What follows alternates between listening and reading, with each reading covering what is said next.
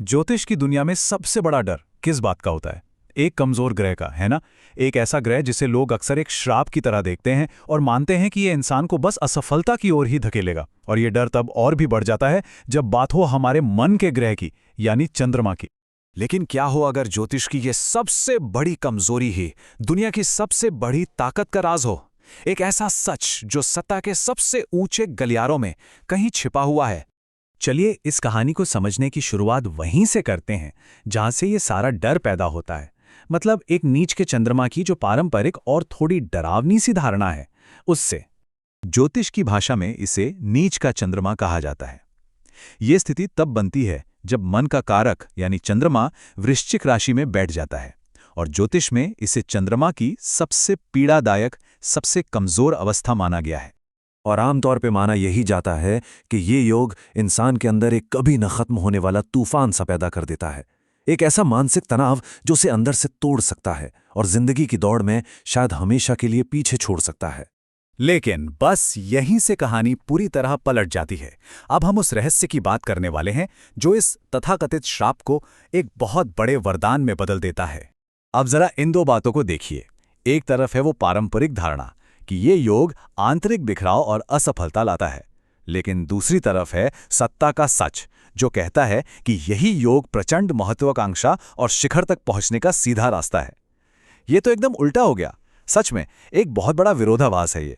तो यहाँ सबसे जरूरी सवाल यही उठता है, क्या हो अगर ये जिसे हम कमजोरी मान रहे हैं वो असल में कोई श्राप है ही नहीं, बल्कि महत्वाकांक्षा को पैदा करने वाला असली इंजन हो, एक ऐसी अंदरूनी आग जो इंसान को कभी चैन से बैठने ही न दे। आइए अब ये समझते हैं कि आखिर ये दर्द और ये बेचैनी एक अजेय शक्ति में तब्दील होती कैसे है। इसकी प्रक्रिया क्या है? तो ये बदलाव होता कैसे है? देखिए, ये पूरी प्रक्रिया 4 पड़ावों से होकर गुजरती है। सब कुछ शुरू होता है एक गहरे खालीपन के एहसास से, एक ऐसी बेचैनी जो नीच का चंद्रमा पैदा करता है।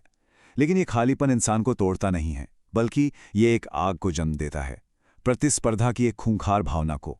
धीरे धीरे यही भावना एक जुनून में बदल जाती है, हर हाल में जीतने का जुनून। और अंत में यही जुनून उन्हें सत्ता के सबसे ऊंचे पदों तक पहुंचा देता है। और हाँ, ये सिर्फ कोई थ्योरी नहीं है। चलिए अब कुछ असल दुनिया के उदाहरण देखते हैं जो इस गहरे सच को हमारे सामने रखते हैं। इस लिस्ट में पहला नाम है भारत के पूर्व प्रधानमंत्री श्री अटल बिहारी वाजपेयी का। उनकी कुंडली को देखें तो चंद्रमा वृश्चिक राशि में यानी नीच का होकर लग्न में ही बैठा था, और इसका नतीजा, वो सिर्फ 33 साल की कम उम्र में सांसद बन गए और दशकों तक देश के सर्वोच्च पदों पर बने रहे। अब बात करते हैं भारत के वर्तमान प्रधानमंत्री नरेंद्र मोदी की। और आपको जानकर शायद हैरानी होगी कि उनकी कुंडली में भी ज्योतिष का बिल्कुल वही समीकरण मौजूद है। जी हां, चंद्रमा नीच का होकर लग्न में ही विराजमान है, ठीक वाजपेयी जी की तरह। जरा सोचिए इस समानता के बारे में। और इसका नतीजा तो हम सब देख ही रहे हैं। वो 2 दशकों से भी ज्यादा समय से सत्ता के शिखर पर अजेय हैं। और ये जो पैटर्न है, ये सिर्फ भारत तक ही सीमित नहीं है। अब हम एक उदाहरण लेते हैं संयुक्त राज्य अमेरिका के पूर्व राष्ट्रपति डोनाल्ड ट्रंप का। इंटरनेट पर मौजूद उनकी कुंडली का जब विश्लेषण किया जाता है तो वो भी यही कहानी बताती है। उनका चंद्रमा न केवल नीच का है, बल्कि केतु के साथ होने से और भी ज्यादा पीड़ित है। और इसी शक्तिशाली ज्योतिषीय योग ने उन्हें दुनिया के सबसे ताकतवर पद तक पहुंचा दिया। ये जो राज है, ये सिर्फ राष्ट्रपतियों और प्रधानमंत्रियों तक ही सीमित नहीं है, ये अन्य उच्च स्तरीय सरकारी भूमिकाओं में भी उतना ही सच साबित होता है। इसका सबसे ताज़ा उदाहरण है 2024 की मध्य प्रदेश लोक सेवा आयोग परीक्षा के टॉपर, जो डिप्टी कलेक्टर के पद पर चुने गए। उनकी कुंडली में भी नीच का चंद्रमा करियर के 10वें भाव में बैठा है। ये साफ दिखाता है कि ये योग सिविल सेवाओं में सफलता की एक बहुत बड़ी चाबी है। तो यहाँ समझने वाली बात यह है, ज्योतिष का सिद्धांत ये कहता है कि अगर किसी का चंद्रमा नीच का है और वो पूरी गंभीरता से कोशिश करे तो सरकारी नौकरी पाने की संभावना 80% तक हो जाती है। जी हाँ, 80%। अब पद छोटा होगा या बड़ा, ये कुंडली के दूसरे ग्रहों पर निर्भर करता है, लेकिन पद मिलना लगभग तय माना जाता है। तो चलिए अब हम वापस अपने उसी मूल सवाल पर आते हैं। क्या नीच का चंद्रमा सच में एक कमजोरी है, या फिर ये कोई छिपी हुई महाशक्ति है?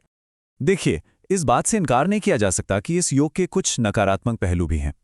ये जीवन में रोग, कर्ज और शत्रु दे सकता है। और इन सब से ऊपर ये हमेशा किसी चीज के अधूरे होने का दर्द भी दे सकता है। पर एक मिनट रुकिए, यही अधूरेपन का एहसास ही तो वो आग है, वो ईंधन है जो एक इंसान को उस शिखर तक ले जाता है जहां एक आम और संतुष्ट व्यक्ति कभी पहुंचने की सोच भी नहीं सकता।